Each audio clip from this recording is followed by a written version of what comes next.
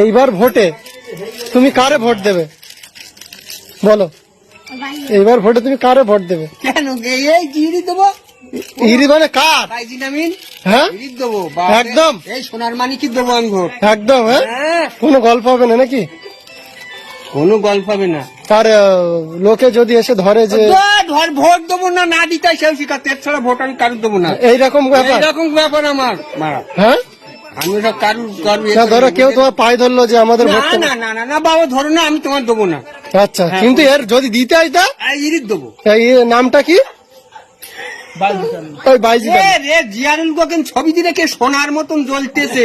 আচ্ছা আচ্ছা বাচ্চা ছবি বুঝতে পারিস? আচ্ছা আচ্ছা সোনা একদম।